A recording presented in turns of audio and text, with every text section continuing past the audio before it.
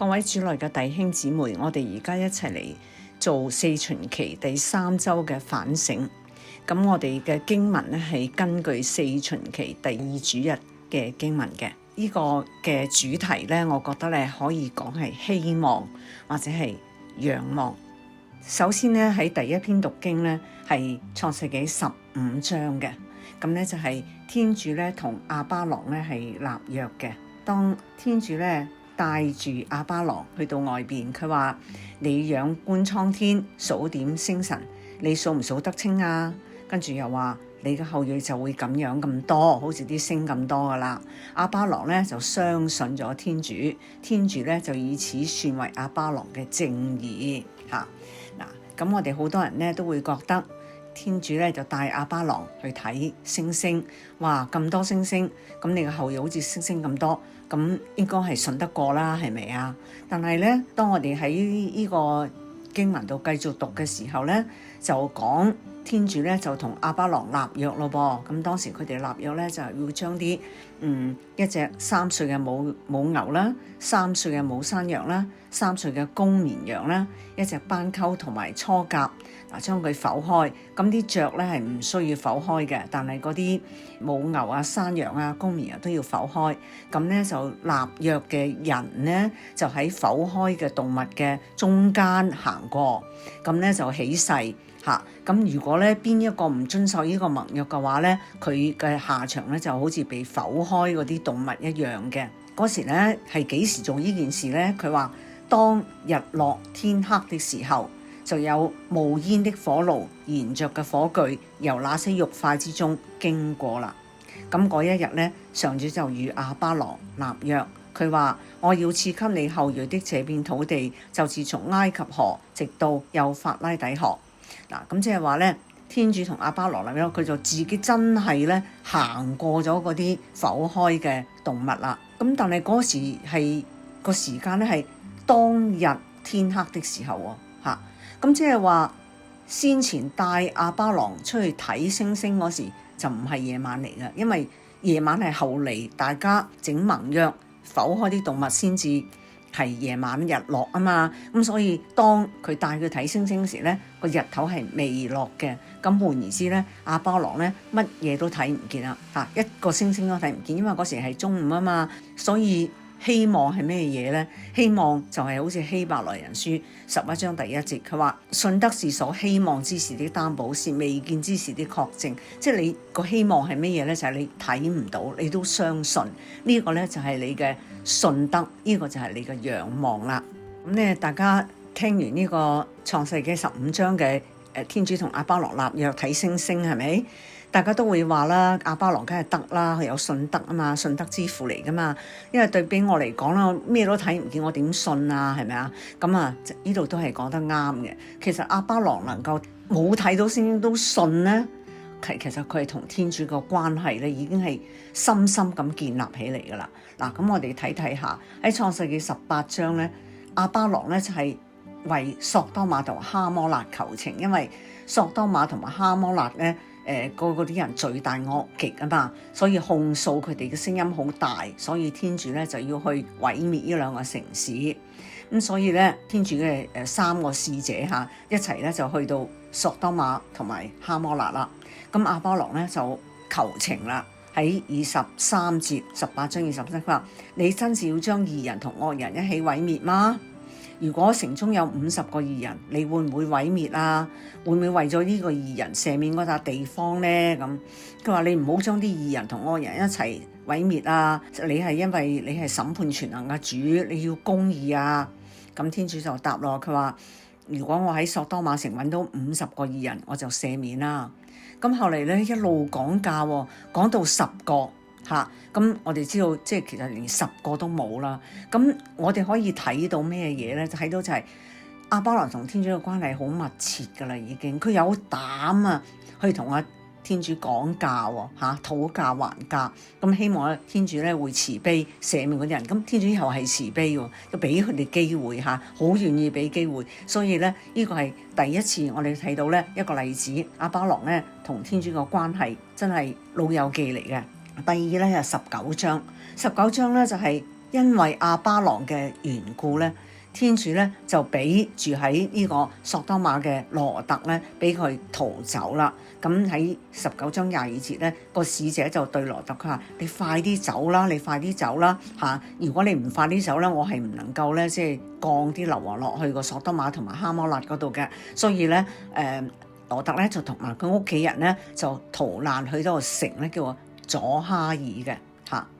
咁到咗創世紀20章嗱，咁呢件事咧又俾亞巴郎睇到，哇！天主真係憐憫有憐憫人嘅心，聽佢嘅祈，因為佢嘅緣故咧，寬恕佢個侄仔羅特嘅。好啦，到咗20章，咁咧就講佢咧就去到革辣呢個地方，咁革辣王咧亞比麥勒客咧就好想要亞巴郎嘅妻子撒辣啦，咁亞巴郎咧就想自保啦，所以佢就冇話到呢個係我妻子啦，呢個係我妹妹，所以咧亞比麥勒客咧就真係攞咗佢個太太啦，即係攞咗撒辣啦。咁但係天主咧就唔會俾呢件事發生嘅，天主咧就干預啦，所以就對亞比麥勒客講咧就係話，佢話咧我阻住你犯罪得罪我，冇俾你咧接觸到撒辣嘅。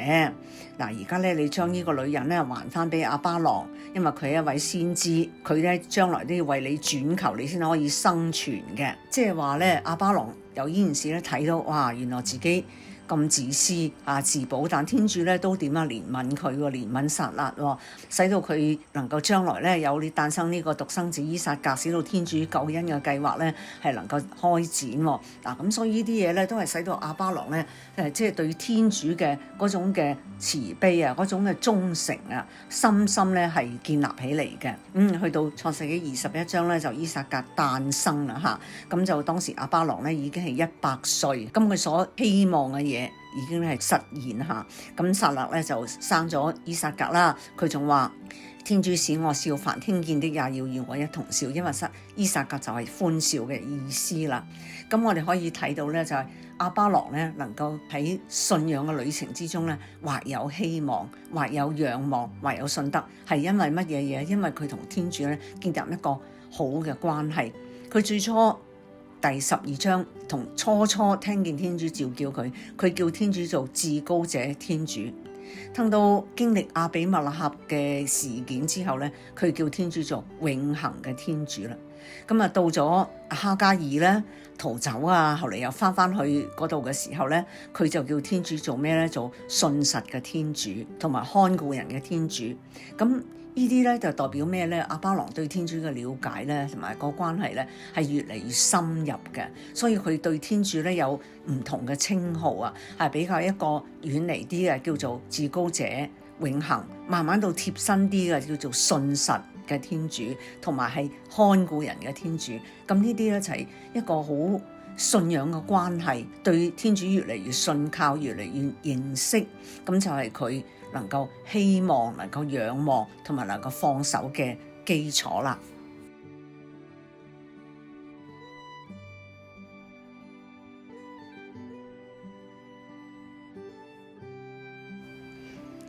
希望咧係一個懷住信德嘅等待，而呢個等待嘅過程咧係可以好漫長嘅，而其中咧我哋要聽天主對我哋講嘅說話，有一個順服嘅心。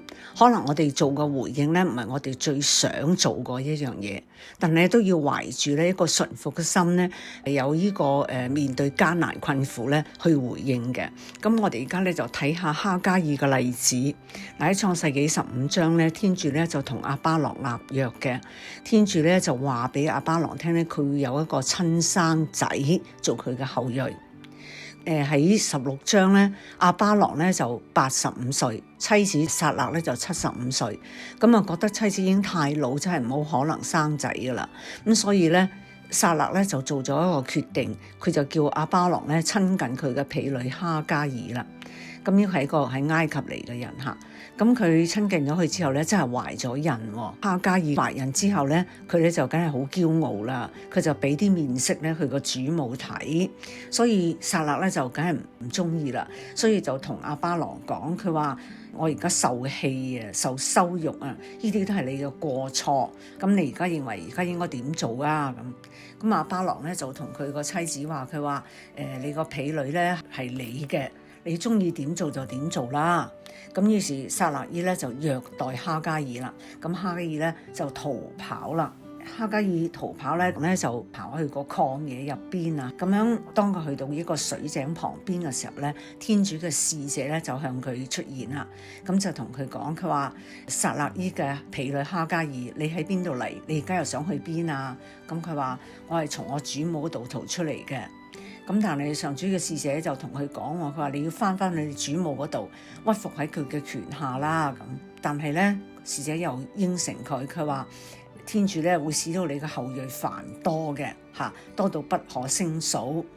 你生出嚟個仔咧，你就叫佢做伊斯瑪爾啦，因為上主咧係俯聽咗你嘅苦訴。跟住伊斯瑪爾將來咧，佢好似一匹野驢啊，佢要反對眾人，眾人都要反對佢，佢要衝着自己嘅眾兄弟支搭帳幕嘅。咁哈加爾咧聽到呢啲說話之後咧，佢就話，我咪見到呢個看顧人嘅天主咯，咁佢就改天主嘅名叫做看顧人嘅天主啦。咁就真係翻去主母度。其實點解天主要叫哈加爾翻去個主母嗰度咧？佢未翻去咪繼續受虐待咩？咁但係你要睇下咧，一個懷咗人嘅女人喺曠野度係點樣生活咧？同埋將來佢生咗個嬰孩，即係生咗伊斯瑪爾，即係喺個曠野嗰度嘅生活咧，其實係唔可以擔保佢嘅安全嘅。所以天主有時咧，即係為我哋懷嘅計劃咧，係一個和平嘅計劃，但係表面上嚟咧係有好多艱辛喺度嘅，就要需要順服嘅。咁佢就翻去啦。嗰時伊斯瑪爾咧出世之後咧，阿巴郎嗰時咧已經係86歲嚇。慢慢咧，伊斯瑪爾長大啦，佢咧就同伊撒格咧係喺阿巴郎100歲嘅時候咧就誕生。佢咧大家兩個兄弟咧，梗係有啲你打我，我打你啊咁樣。咁佢咧就係有啲欺負伊斯瑪爾，欺負呢個伊撒格嘅。咁所以咧，撒勒伊咧就唔抵得啦，佢就話你要趕走你個婢女同埋佢個仔啊，因為咧佢唔可以同伊撒格一齊承受呢個家業嘅。咁阿巴郎咧就好錫伊斯瑪爾嘅嚇，所以佢咧聽到之後咧，佢就好苦惱啦。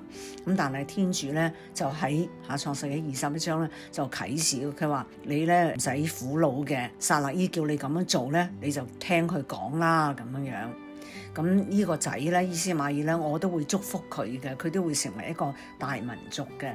咁阿巴郎咧係好順服嘅，即係好聽天主嘅説話，所以第二日一早起身，即係話即刻做啊！聽咗天主講嘅嘢，佢就攞咗啲餅啦，攞咗一皮囊水啦，就交俾哈加爾，就叫佢走啦，同埋個仔咁樣樣。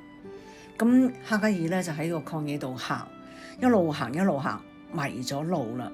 嗰陣時候咧飲嗰啲水都飲晒，咁佢就將佢個仔伊斯瑪爾咧擺喺棵樹下邊，自己咧就喺樹嘅對面坐低，就喺度話：我唔忍心睇到我個仔咧喺個曠野入邊死去啊！於是放聲大哭啦。咁天主咧聽到哈加爾嘅哭聲，又聽到個細路仔嘅哭聲咧，個天主嘅使者咧就喺天上呼喚哈加爾，佢話：你有咩事啊？你唔使驚噶嚇，天主已經聽到你孩子嘅哭訴啦。咁你起嚟啦，你扶起呢個孩子，我咧會使佢成為一個大嘅民族噶。咁天主咧就開咗佢隻眼，佢就睇到一口水井，於是咧就去將嗰個皮囊咧灌滿咗水，俾個孩子咧飲啦。咁即係話天主喺我哋需要，喺我哋等待嘅過程中，喺需要嘅時候咧，佢會俾咗我哋一種嘅標記。咁原來曠野嗰啲係以色列人，佢哋捉一個水井其實係好難嘅，係即係好難揾到啲水源啊嘛。所以佢哋咧就會遮掩住個水井，但係留個記號，等我哋只可以揾得到啊。咁所以天主咧就開咗哈加爾隻眼，俾佢睇到呢個水井嘅標記，咁等佢咧有水飲啦，即係佢同埋佢個仔咧可以生存落去，而佢個仔咧同埋佢自己咧將來都係成咗一個自由人，因為佢話好似一匹野驢咁樣樣啊嘛，所以天主為每一個人咧都係有佢嘅計劃嘅。咁喺呢個等待嘅過程之中咧，雖然有艱辛啦，有艱難啦，但係我哋需要順服，我哋需要有一個辨別嘅心，聽天主同我哋講嘅嘢啦，佢就會打開我哋嘅眼睛。哈加爾睇到個水井啦，咁將來咧亞巴郎奉獻依撒格嘅時候咧，佢都睇咗隻全燔祭嘅羔羊嘅。